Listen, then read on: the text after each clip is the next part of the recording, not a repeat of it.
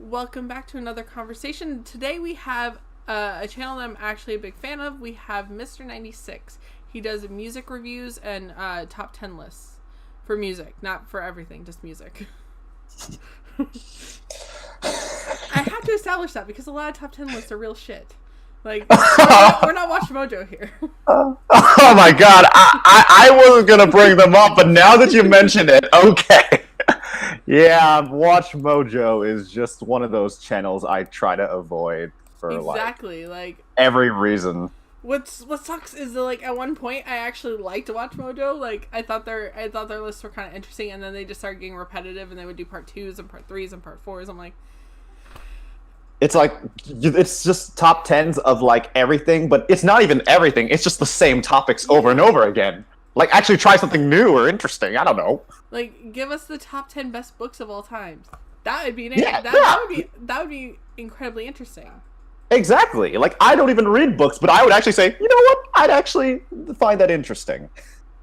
No, but I actually really enjoy your content, and like I had told you earlier, I found you through just leaps and bounds of going from music reviewer to music reviewer, starting with like Buckley and Todd in the Shadows, and then heading down to the Double Agent and I can't remember that guy's name, the Argentina guy. I'm Radical douche. Radical douche. I should rewatch him because it's been like a year or two since I stopped. I see. Yeah. But then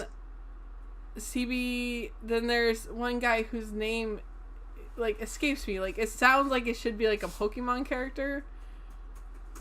What is it? But Sicabio T1. Yes.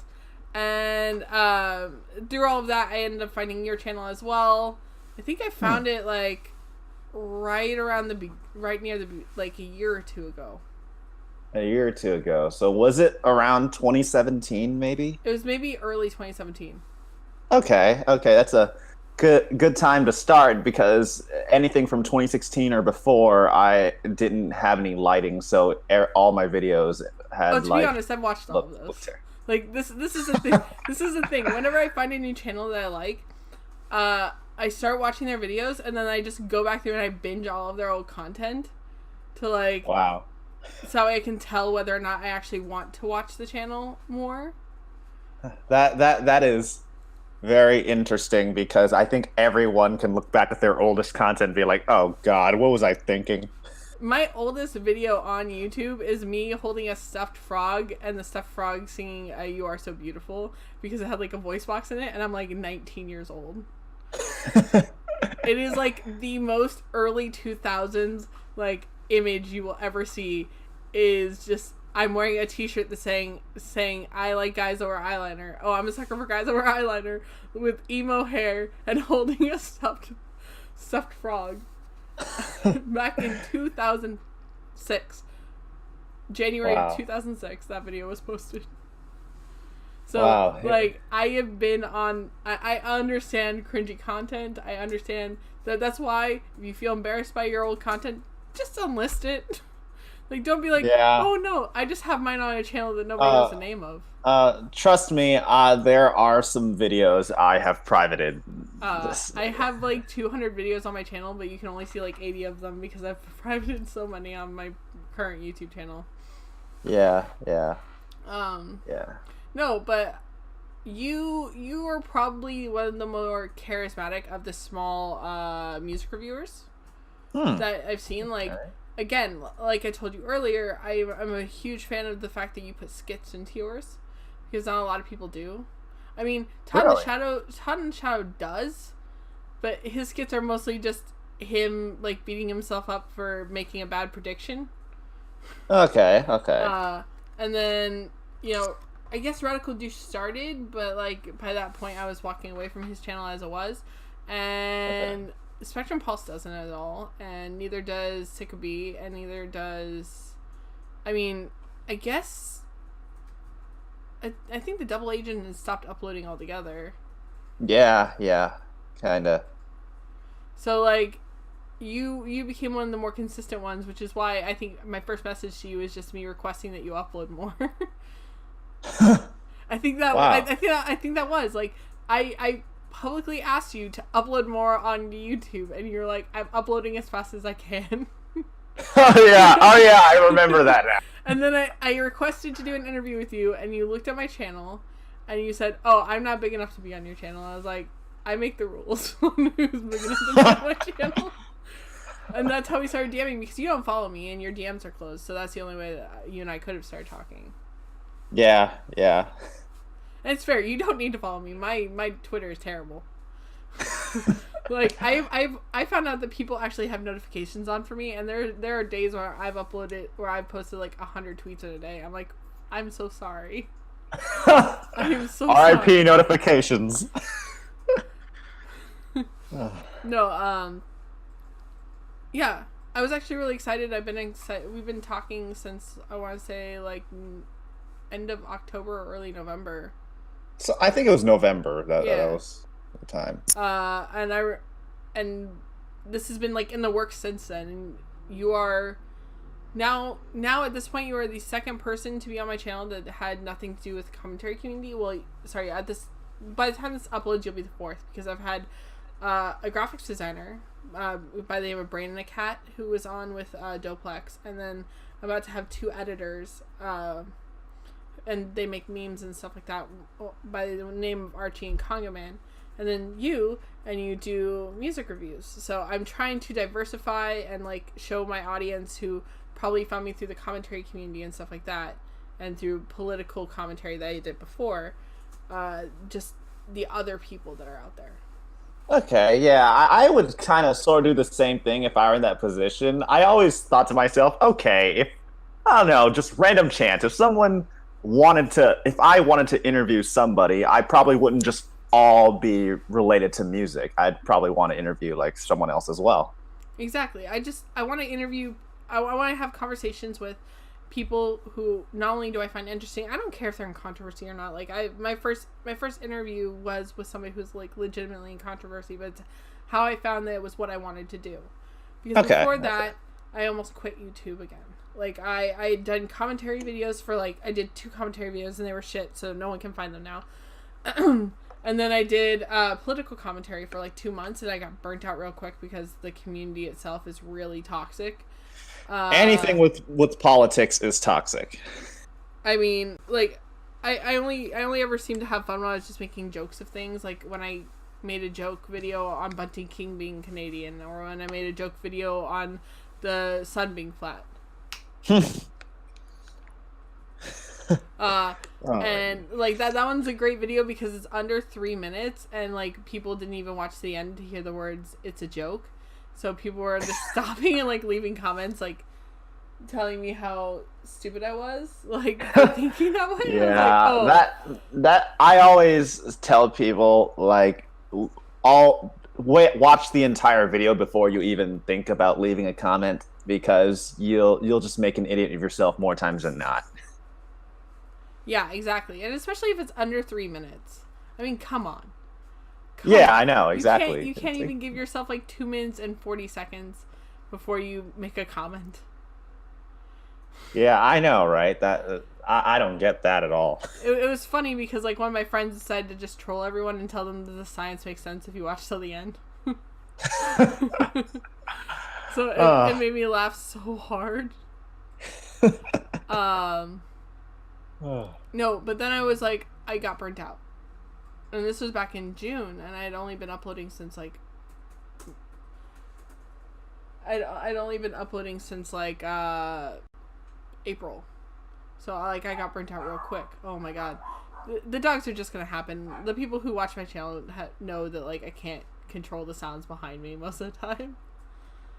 Yeah. But especially there, I think there's somebody doing work outside, so like the dogs are just trying to seem scary, even though they're small dogs. Soon I won't be living here, so then no more small dog barks. Okay. But like, so in June, some controversy got brought to my attention, and then in July, I recorded a video with a guy who was just like in the middle of just a ton of drama, and it was a lot of fun, but not really, because I had like I actually wrote down questions and all that stuff, and it felt too formulaic for me. I'm I don't believe in formula. I myself don't believe in doing things the way everyone else does. It makes sense. Makes sense. Gotta branch out.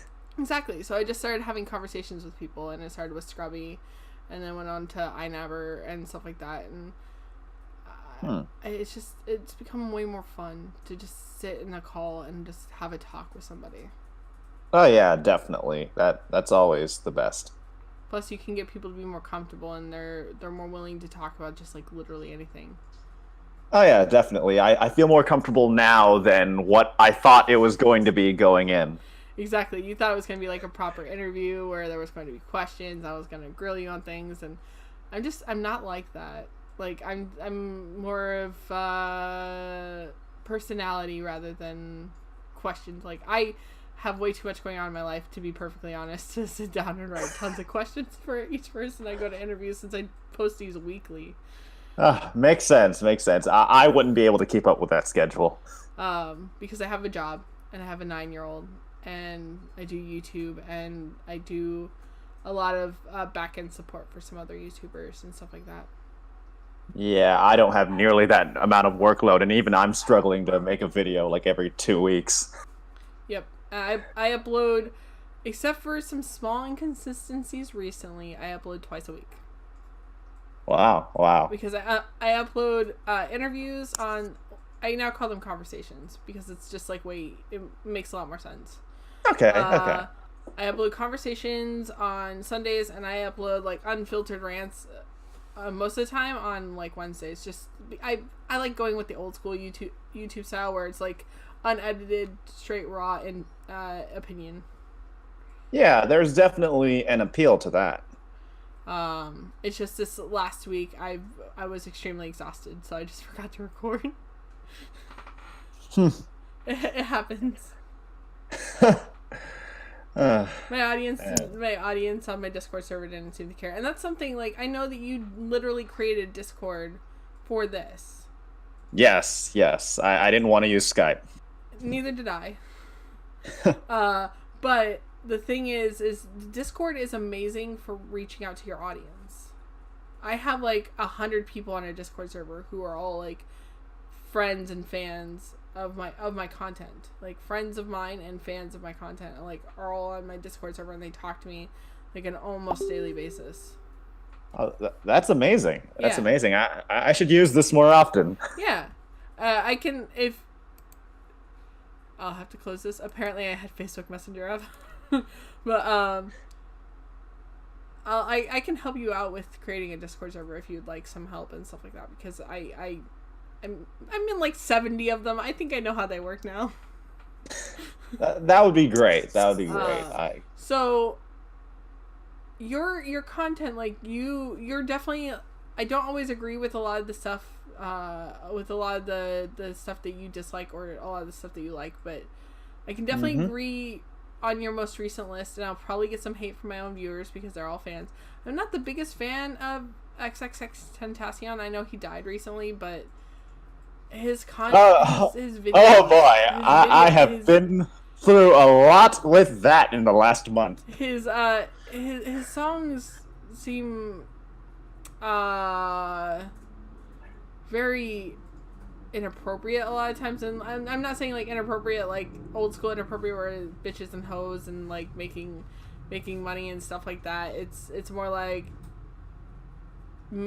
social emotional manipulation is really a good way of putting it. Yeah, that is one of my problems with his music specifically. And recently on my channel, because I mentioned him in my worst list, I have received the brunt of the X fan base for the last month. If you haven't seen the like to dislike ratio on that video. But so one thing I will say about the music that I mentioned, specifically for Sad, since that was his biggest hit this year, is I did find that song very emotionally manipulative just by the way it was framed, because a lot of people who try to defend it or try to attack me, they try saying, oh, you don't understand the meaning and like this is what it actually means. But what I would say to that is that even if that's part of it, but also at the same time, if that's what he really means, and like if there's like, no, this is the true meaning of the song, I'm like, I read through the lyrics and that's not completely clear. So like to someone who doesn't follow X, like I wouldn't know that. Exactly. And it's like, and it just comes off that way. So at the same time, you could also say, well, maybe you just don't get it or you don't understand this. But I'm like, I shouldn't have to do homework to listen to a song. Something I've noticed, and I did a lot of homework because I have a lot of friends who are really big into X and Lil Peep and stuff like that. I read through the lyrics as if they were poems, like removed the repeating choruses and stuff like that, and just read through as if it was a poem, and it made a lot of sense. In that sense, they sounded like angsty teenagers who were just trying to write poetry, and then they put their poetry as a rap. Okay. Kind of thing. So it's more like they're putting their emotions out there, whether they're appropriate or inappropriate. They did that. It's kind of like what a lot of old Tupac songs did that as well. Like he would take poetry and turn them into songs. Not all of them. Okay. Not all of them. Clearly, not all of Tupac's songs were like that, but some of the more deep cuts on the albums were. And especially with SoundCloud rappers now, they do that. Like I know a couple who like literally write down poetry and then turn that into rap songs, and that might seem from like the outside audience who aren't like following them real close as emotional manipulation if you don't know the fact that this is probably a poem or this is probably just a raw emotion at a time of something happening. Like it can feel like the person's just using the song as a manipulation tool, whereas to their fans and probably to them directly, they don't see that. And I think that's where the disconnect comes between the critic and the artist, is because the critic is looking at it from an objective sense, like looking, is it good, is it bad, are the lyrics again emotionally manipulative, are they not, are they dangerous, are they not, whereas the artist is saying, this is me putting out like my heart and soul, whether or not that it's appropriate or not, like this is how I felt at the time that I wrote it.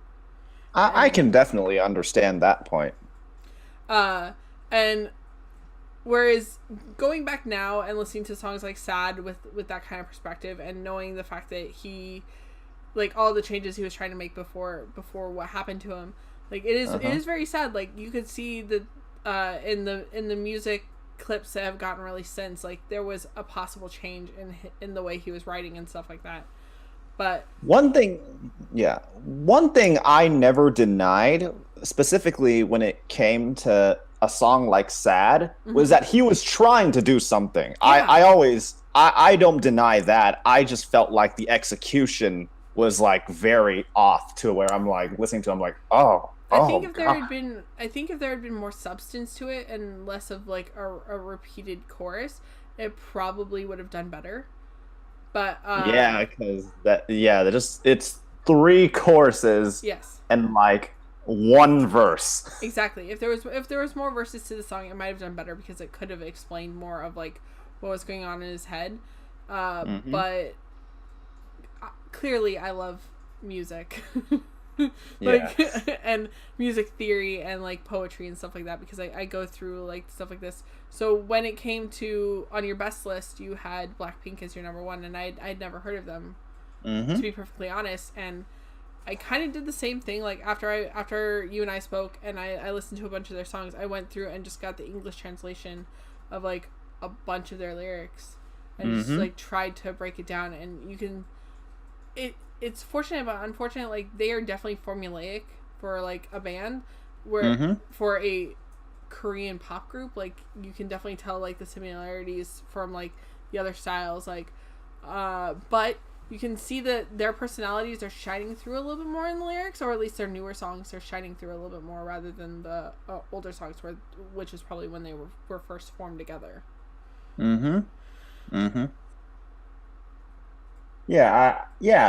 Yeah, because when it comes to music, personality does matter a lot to me, because an interesting personality can take lyrics that are rather formulaic and just spin them in an interesting way to where it's like you're willing to listen to them. And it's funny, whereas I wasn't the biggest fan of Korean pop. I'm a huge Korean like drama fan. Like I think I watched way too many of them on like Netflix, and my friend introduced them to me like a handful of years ago, and they can get addicting. Yeah, to watch. They're like American soap operas, but like with way more weird drama and like magic and shit like that. Like Secret Garden is probably my favorite one to watch because it's literally like Parent Trap meets like a soap opera. Wow. Not Parent Trap, Freaky Friday. Friday, because it's literally like this guy and this girl like each other, but they're kind of assholes to each other, and then like something happens and they like switch bodies. And it's like them trying to find out like how to switch back while also falling in love with each other simultaneously. Yeah, that sounds like something that would be in a Korean drama. So I'm really glad that I'm actually, like I said earlier, I was really hyped for this interview, which seems silly because like most people would be like, oh, this guy has like 2K, why would she care? It depends on who you watch regularly. Like if you watch people like Vsauce and you got Vsauce on here, sure, yeah, you would be just as hyped. But like I watch like commentary, but most of them are my friends now, so like it's different. Like I'm just watching my friends do what they love, whereas you were the first person in the music review, I guess, community that I've ever spoken to. Wow, that's I'm the first. You're the absolute first. You weren't the first I ever watched. Clearly, that's Todd in the Shadows. I think most people found Todd. Yeah. Like I started watching him back back when he was still on that guy in the glasses.com. So like a long time ago. Yeah. But yeah, no, you're the first I've actually spoken to, and I think it's just because again, you seemed more like personable, like more approachable. So like when I attempted to approach you and you actually responded back, I felt like I had made the right decision by reaching out to you first. Oh yeah. I that one thing I try to do is I try to be a lot more approachable than others because I don't want to get to that point where it's like, don't talk to me. I think I've interacted with ARTV a couple times with John, but only like publicly, and only because like he pretty much, a lot of his music choices were my entire teenage years. Okay. Emo, pop punk, hardcore, like stuff like that. Like that was what I listened to when I was growing up. I still, if you look at Spotify, that's also still what I listen to most of the time. Okay. But that doesn't mean I don't listen to other things. And again, I like I understand music theory. So like when you're bringing up like when that's another reason why I appreciate a lot of you guys now is because you bring up note consistency and you bring up like actual theory behind the song, but behind the music and stuff like that, and it's fantastic because it's something that wasn't brought up a lot before. When it came to like music, like everyone bring up the standard pop notes, but those are well known. Like everybody knows standard, like the way standard pop music is supposed to sound. Yep, 4 chords. Everybody knows that. But it was like the actual weirder sounding. Turn down. I might have to edit this out. My kid. I could hear his headphones in the background, so I'm gonna just go. Perfect. Now I have a clap in there. I'll see you later. Okay. But what I was saying is, it's nice to see people like bringing up the songs that sound like the most unappealing, but are also appealing at the same time. Like, there's a lot of songs out there where like they're both harsh to your ears, but they also are soothing simultaneously, and it's because of the different chords that they use in the songs. Yeah, I always like to try to figure out reasons why I like or dislike something, because one thing I've learned over the years, it's when it comes to liking or not liking or feeling indifferent to a song, it's not a matter of, oh, if the song does this, therefore I like it. Music is subjective, so really all you know when you hear a song is whether you like it or not. That's like the only thing you know once you listen to it. Right. And everything afterwards is just trying to figure out the reason. Exactly. Because you can never predict whether you like something or not. I can honestly tell you, and I'm probably one of the few people that you'll actually talk to that says this, but I absolutely loved, when I listened to the entire album fully, from start to finish, I absolutely loved the most recent Taylor Swift album. Reputation? Yeah. When I listened to it from back to front, and at this point I've listened to it from back to front like maybe 200 times. Wow. And it's because it was car music. Like, I would put it into the car and like we'd just go. And, like, it'd just be playing. Because not all the radio stations around here are that great, and they usually play like the same 5 songs over and over, right? As it is anyways. Yeah. So yeah, I started out being really excited for it, and then like I listened to the album enough that like I just fell in love with the album as a whole. But of course I have favorite songs, and of course they're not the ones that have gotten released, because that's just the whole how it goes. If she released Getaway Car, it would explode. It would explode. Yeah. I think like there's a bunch of songs in Reputation where people just wonder, why didn't you release this, or why didn't you release this? Hell, even if she just released Delicate as the lead-off single, that would have been so much better for her album. Like, to be fair, I do like Look What You Made Me Do, but I like it because it's so different from everything else she's done. Like, I see. It's not that it's a good song, because it's not, but it's just that it's so different that like it's kind of jarring, but not in a negative way.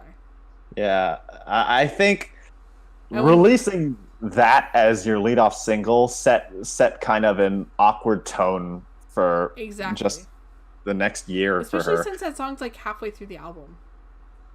Yeah, that's kind of weird.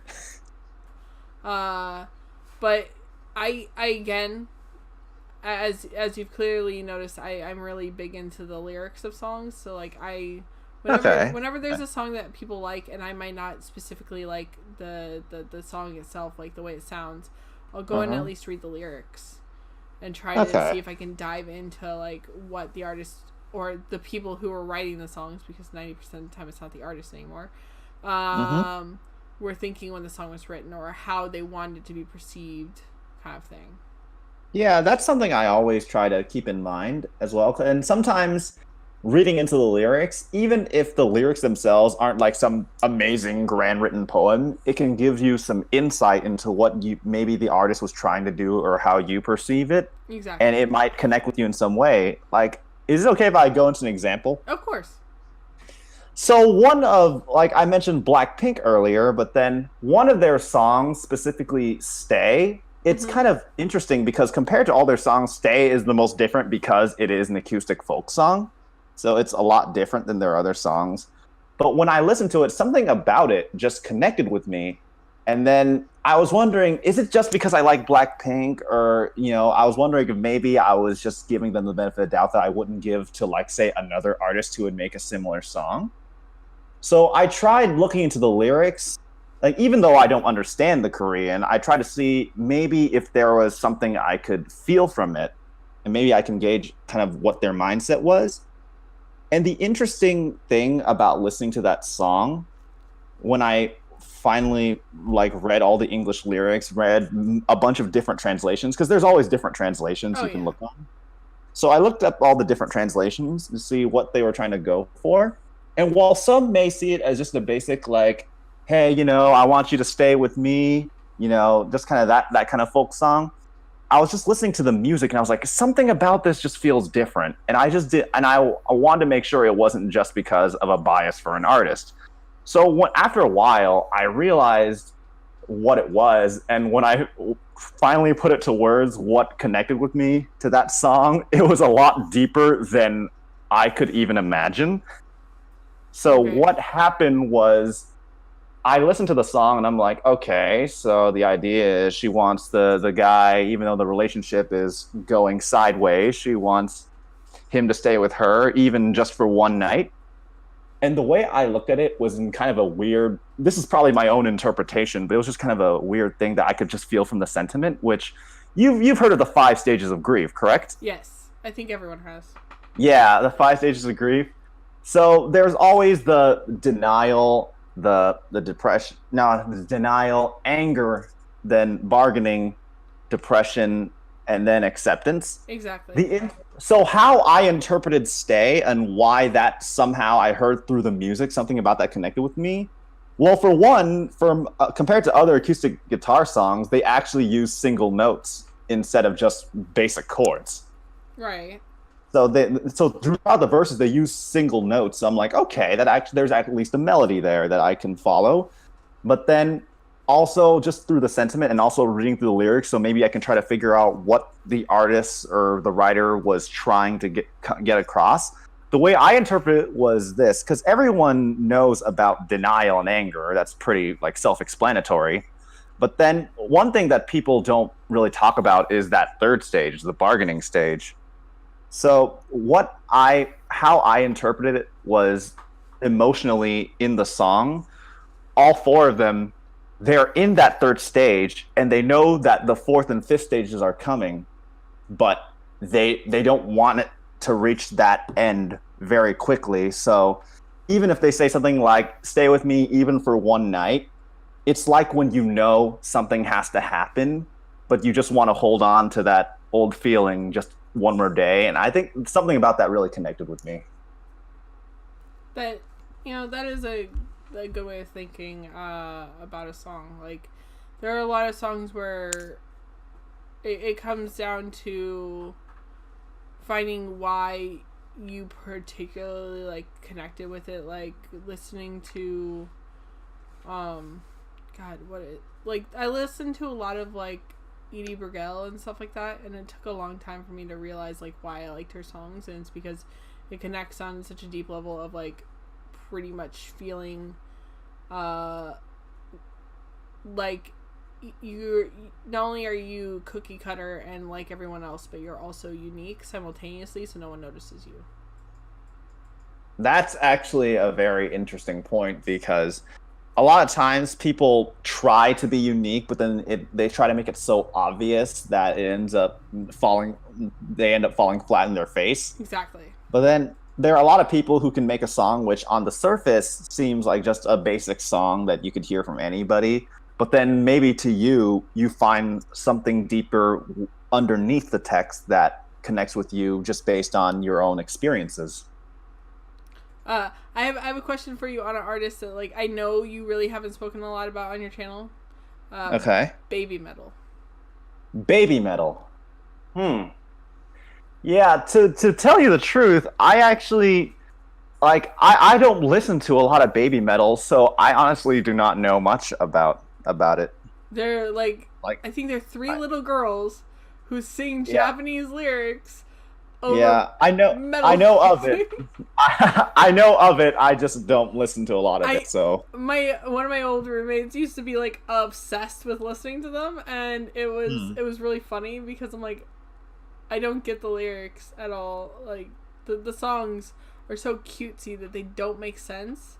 Like the lyrics once translated to English just didn't make sense to have metal music behind them. Yeah. But they sound so freaking cool in Japanese. It's so stupid. Yeah. Like, there's always I always say when you listen to music in another language, there's always a beauty to the language even when you don't understand it. Because sometimes just the way the cadences within how people speak in a foreign language, something about that appeals to you. Exactly. So that's why maybe a lot of people love Latin music, especially when it's played with like some Spanish guitar. Is something about the way the speech patterns work. It could be the reason why Despacito got so big so quickly. Oh yeah, definitely. Because when you read the lyrics, it's completely disgusting. But but when I don't deny that. But when you listen to it without knowing what the words mean, especially as an American, like it's like, oh yeah, this sounds really great. No joke, during Christmas I got my grandmother to say, "This is so sad, Alexa, play Despacito," and then Despacito started playing on her Alexa, and I died laughing, because then you see this old, like, 70-year-old woman dancing to Despacito. I was like, this is simultaneously the best Christmas and worst at the same time. Because no one needs to see this, but I just saw it. I like how Despacito went from being like one of the biggest pop songs of a year to being the biggest meme of the very next year. Yeah, that songs go through many weird life patterns. And speaking of like popular songs right now that are becoming memes, what do you think of "Sicko Mode" by Travis Scott? Sicko Mode.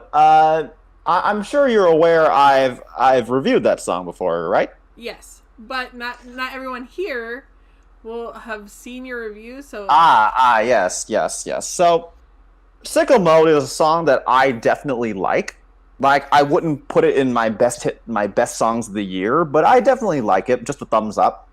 And one thing I said about it, and why I wanted to review that song specifically, was not just because it's so different. It's like 5 minutes long. It's basically like a hip hop opera. Exactly. And like, that was interesting in its own right.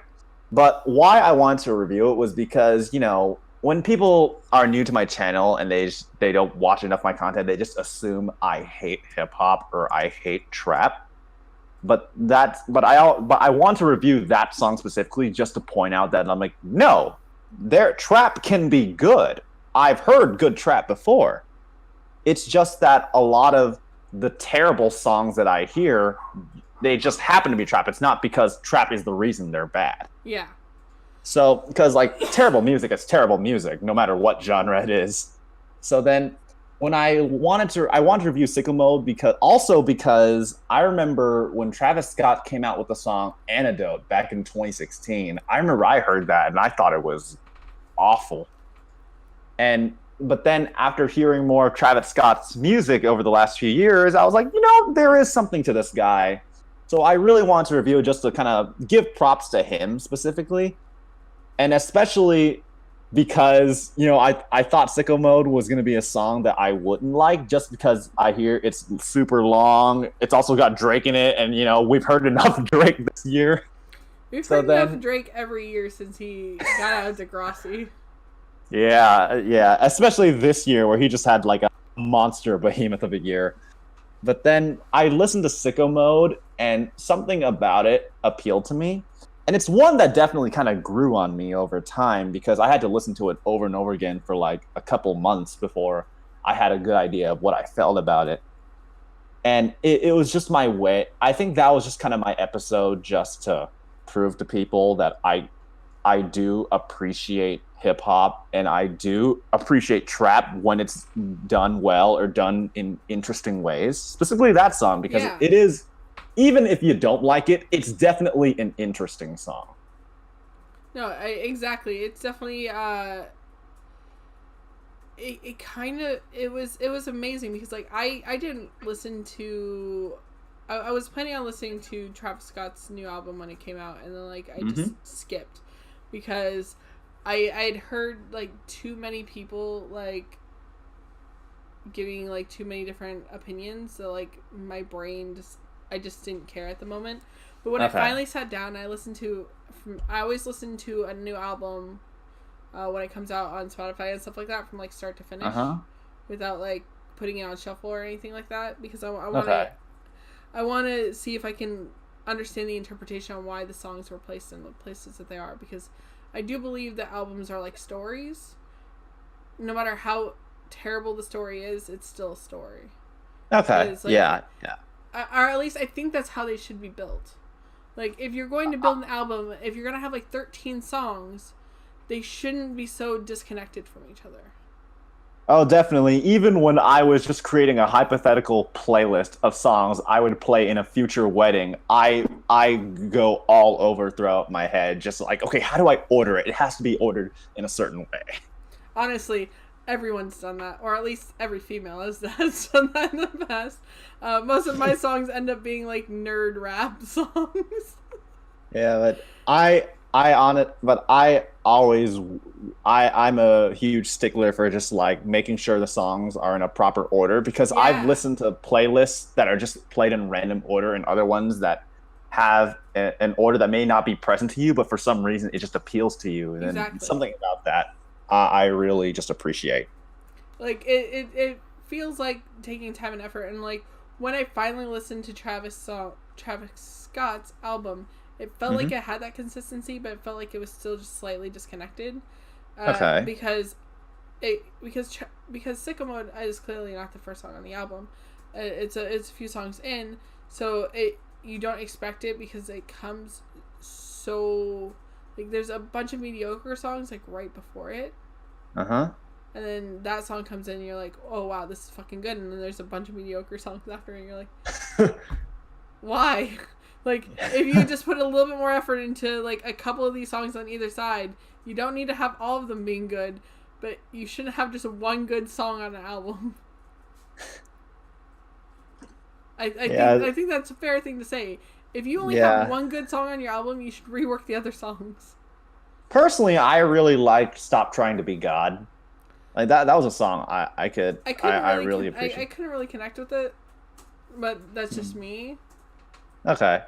Um, but there's a lot of albums that like I listen to it and I'm just like outside of an album format, I can't listen to a lot of these. Outside of listening to the whole album as itself, I really cannot listen to the song because without the rest of the songs, it doesn't feel like it makes sense. And there's a lot of there's a lot of bands that do stuff like that where they're not single artists. They're not like artists that where you can pick a song out from the Oh CD yeah, and just listen definitely. to it.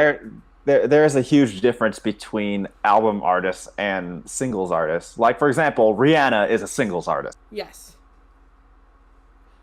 So is I hate to say this, but Jason Derulo. Like you like listening to a Jason Derulo album is just like punishing yourself. Listening to one song is just like suffering through. And what's funny is I actually liked. I thought he was going to go someplace when he initially came out. Okay, Like okay. I thought I'm like okay, first song release not that great, but that happens sometimes. Usually it's the label telling you what to post, what to release, and usually they have more say in your first album.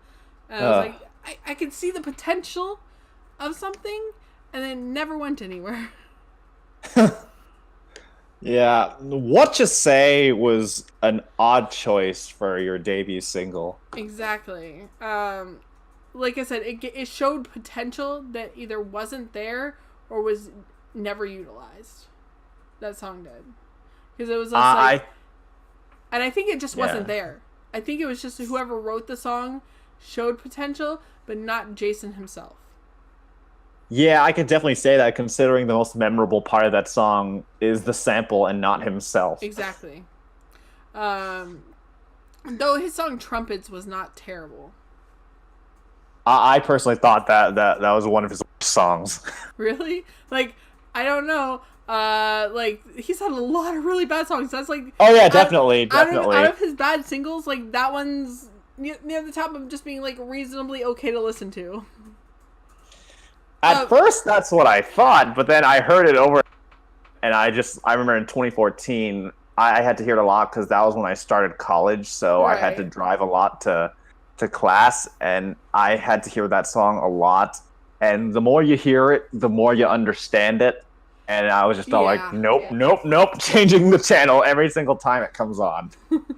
Oh man, there's a lot of songs that I do that too, where I'm like, somebody will hand me a playlist, one of their playlists to listen to because I like to like bug my friends, like let me listen to their Spotify playlist because not only does that like give me more songs to listen to, more songs that I might choose to like and love and put on my playlists and stuff like that. But it also allows me to like get into This is gonna sound weird. Get into the mind of my friends because you can see the way Okay. that they're thinking by like the songs that they place on their lists. Mm-hmm. Because each person has like a different interpretation of songs, and you can see like, oh, this person, their private playlist, like they have this song and this song. And you're like, why? Like, what makes them like this song? And it allows you to start to like think about like the way your friends feel and stuff more as well. Yeah, that's sort of what I do when I try to review songs, especially nowadays, is I try to go into the mindset of like, okay, what were they trying to do? And I try to find out what did people like about this and why did they connect with this? Because I think it gives me a better understanding of the song so that when I write my scripts specifically for my pop reviews, I don't just go in saying, I don't get this. How can anyone like this?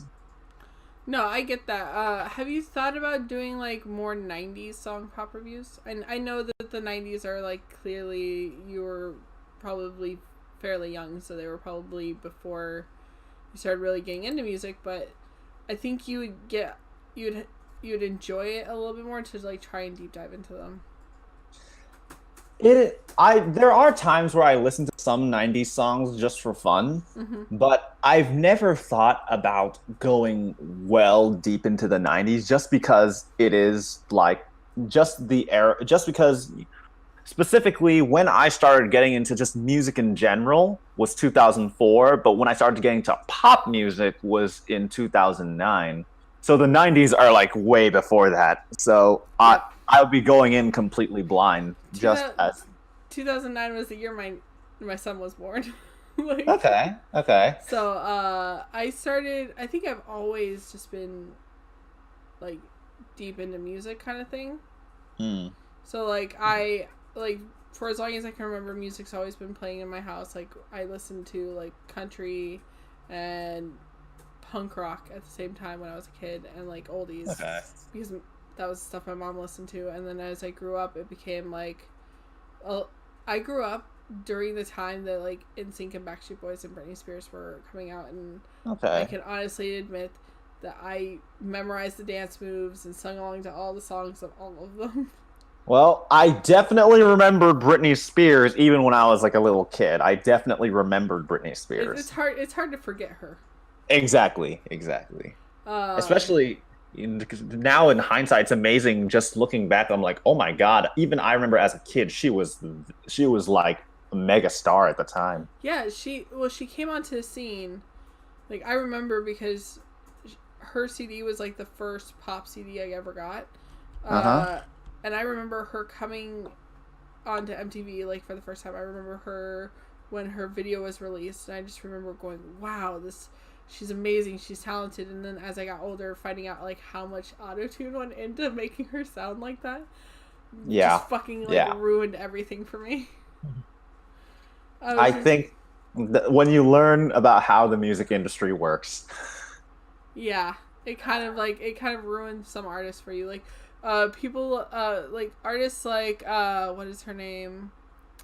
God, you like, she said, I liked a couple of her songs that came out last year. One of them, I could have swore I heard in 2017, but it didn't show up on the charts until 2018. And that was yeah. Give me a second. I cannot, Dua Lipa. Like, Dua Lipa, like, I've watched her live now, and, like, she is just as fantastic live as she is in her videos and and in her songs, and that makes me feel very happy because it's nice to see that there are still artists out there who are actually talented.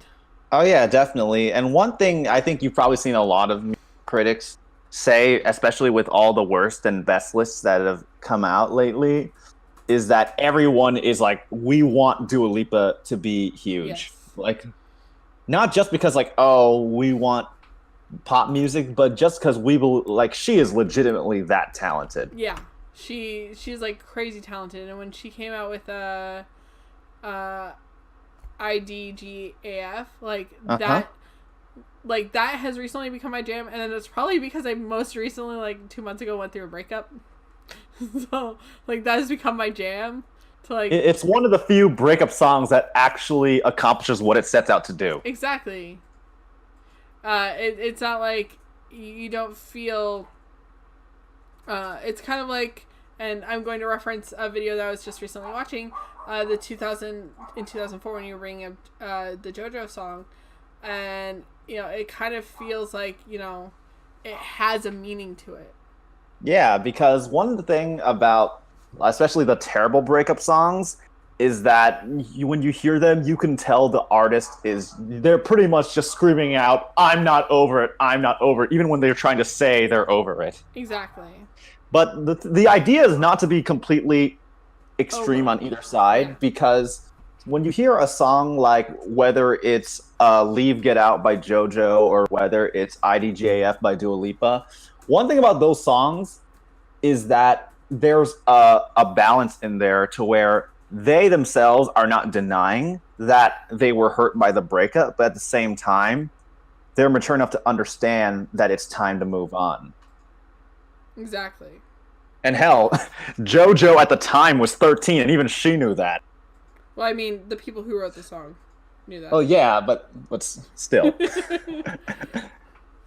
Like that's another thing is that people. But she can project that better than grown adults can.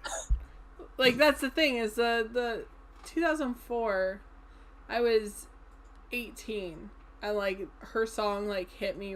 That song hit me real hard. Like I knew that she didn't write it because clearly there was a lot of themes that a 13-year-old would not have understood that were in that song. Mm-hmm. But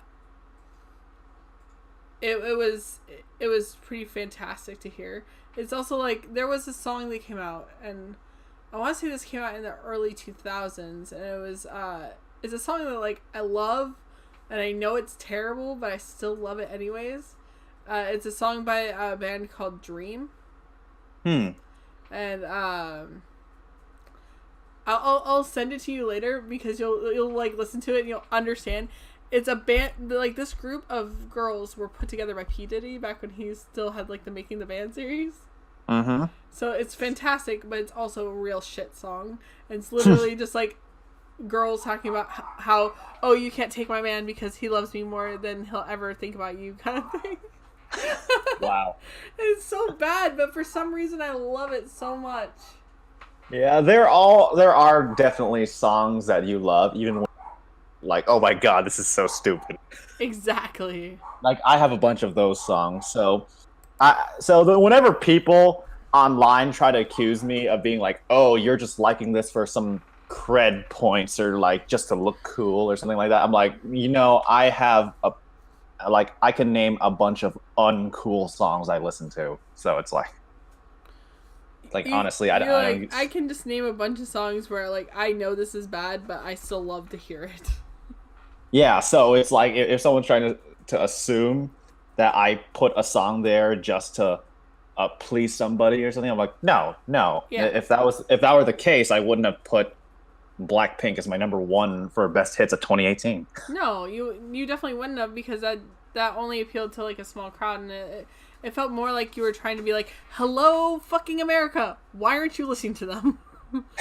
Unless exactly. Unless yeah, I'm going with the crowd because that's what you do. Because if I went with the crowd, and also if you remember, I had an entire segment where I'm sitting there saying I don't know what my number one is, and I talked to Mr. 69. I didn't put him there just for dramatic purposes. I did that because halfway through writing this, I legitimately did not know what my number one was. No, I actually remember that because, again, I follow you on Twitter. I saw you actually being I honestly don't know what I'm going to have as my number one. This is the hardest thing to decide. So as a result, as I was writing that part, once Mr. 69 says, brings up the Mandy Moore songs, and I bring up Mandy Moore just because I'm just a really huge fan of Mandy Moore. Right. So I bring up her music specifically her solo career way back in the day. Yep. So I bring up some of her songs, and I mentioned that "Crush" was is my favorite song of hers. I just absolutely love that song. And then I say oh, okay, and then Mr. 69 asks okay, is that a song you listen to every single day? I'm no, I don't listen to it every single day.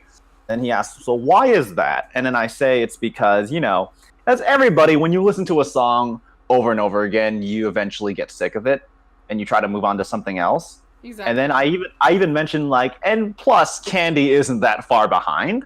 So then Mr. 69 asked, okay, so if that's the case and you are well aware of that, why is this song after all this time still your favorite? And I just mentioned that, I don't know, just no matter what happens, because every day you can feel a certain way about a song. It's you feel different every single day. Exactly. So then I'm just all like, okay, then why is this one still your favorite after all this time? And I just said something about it. I just keep coming back to it. So then Mr. 69 finally asked the questions, can you say that about this year's number one? And I really had a revelation. I was like, okay, I think I know where I'm going to go with this. And then that's when I made the choice to go with Do Do Do Do as my number one. And also, plus, I spend like 5 minutes talking about that song. So. Yeah. So here's another question I have for you. What made you decide to have like a pretty much the personality split between Mr. 96 and Mr. 69? It's funny. There's actually a long story into why I'm called Mr. 96. It's not as simple as you think. Like, and I've actually never said that publicly in a video, so I might as well say it here. Yeah, why not? So, how I came up with the name Mr. 96 was funny because back in 2015, this was like months before I started making YouTube videos. So I was just playing on the Wii U, creating a Mii character for Super Smash Bros. And the thing is that I've had a Mii character before with a different name. Right. And I want to make a second one just to kind of test out like the game's mechanics. So I couldn't come up with a separate name. So I just thought, okay, well, 96, that's the year I'm born. But I didn't want to just do something tacky, like put a bunch of letters and put 96 at the end, because that's like just a basic, just tacky thing people did way back in the day, especially in the 2000s. Yep. So My first YouTube channel has 2005 because that was the year I graduated high school. Yeah, so I didn't want to make it tacky, so I was like, okay, how do I include a number in a name? Don't make it seem like an add-on. So I'm like, okay, why don't I highlight the number? Like maybe the number is actually the important part. So then I just thought, Mr. 96, why not? And then somehow, over time, that name just stuck when I decided to make a YouTube channel. Man, your story is so much cooler than mine. Yeah, so then that's how I came up with Mr. 96. Mr. 69, that was just kind of a joke just because I knew the number 96, like if you switch around, it's 69. So I knew people were eventually going to make that joke, so I decided to get ahead of them. That makes sense. So then Mr. 69, that's just kind of how I create things. And when I tried to create Mr. 69, I wanted him to be a very unique character in that he's not just as simple as what his name suggests. Because if you actually notice throughout all of my videos, Mr. 69 never swears. Yes. I did notice that. Again, I've watched all your videos. So yeah. Yeah. all then your public videos. Yeah, but that's just something that, that's one thing if you catch that some people may not catch on to, but I think that kind of just shows just kind of what character I've created to where it's just he's not as just a simple joke as what his name would suggest. I also love I think it was like the Queen of Hearts? Queen of Spades. Queen of Spades. I apologize. Yeah. I like that character as well. You've had like a lot of characters, at least especially in your last few, not this most recent video, not your top 10 list, but I had a lot of characters in Pop Investigation 3. Yeah.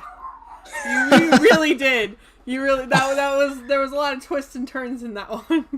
Yeah, and also with that one, that was my when it came to the Queen of Spades, like the Queen of Spades was just something I had been planning for like a year up to Pop Investigation 1, and I wasn't sure what direction to go with her.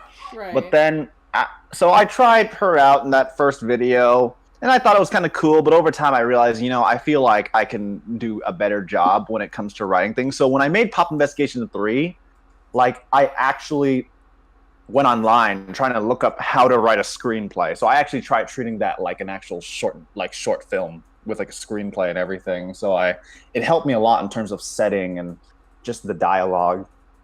And so then when I created, so if you notice in Pop Investigation 3, the Queen of Spades character looks and acts quite different from her introduction in the first Pop Investigation. Yes. But I also wanted to point that out as a sign of progression as well, just based on where the state her character is in at this point in time compared to the year before, just based on the events that happened throughout the story. Yeah. And I do love the fact that there's like a consistent story. And it's part of the reason why I feel that your channel is really unique, because it's taking those skits, those really quite well written skits, and adding them into like a music review or a pop investigation or something like that. Yeah. It is very interesting and very different, because you don't see people doing like detailed skits within this genre. Yeah, and that's something that that's one of the few things of the channel that I can actually publicly be proud of, because when it came to making music reviews over time, I got to a point where, and since I'm pretty sure everyone's aware of this, just when people first see my channels, they think, oh, he's just sort of like Todd in the Shadows in certain ways, just because I review pop songs. And you're both Asian.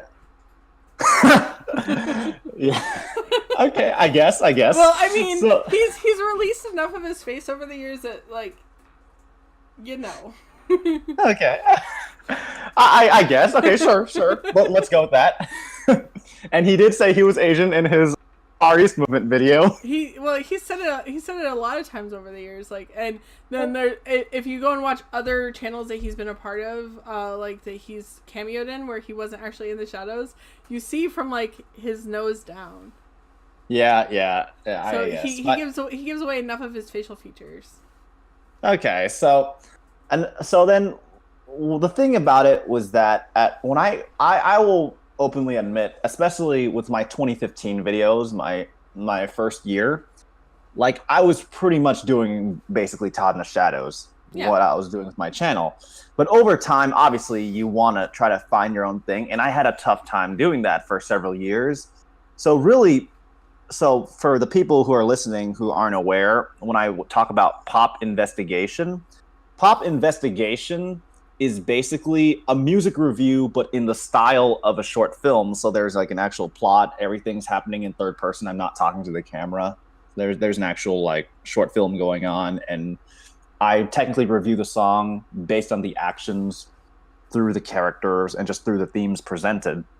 So I wanted to try that out just because I was like, I watch a lot of movies, and I was always fascinated by like how people make stuff. So each one of the Pop Investigations, I try to style it after a film that I'm a huge fan of. So Pop Investigation 1, where I review Look What You Made Me Do, I tried styling that after The Dark Knight, based on the whole setting of it being with me and the Queen of Spades through an interrogation, just because I'm a huge fan of what Christopher Nolan did with the Batman Joker interrogation in The Dark Knight. Oh yeah, like I just think fantastic. that's oh yeah, just everything from like every line, every shot is just like fantastic.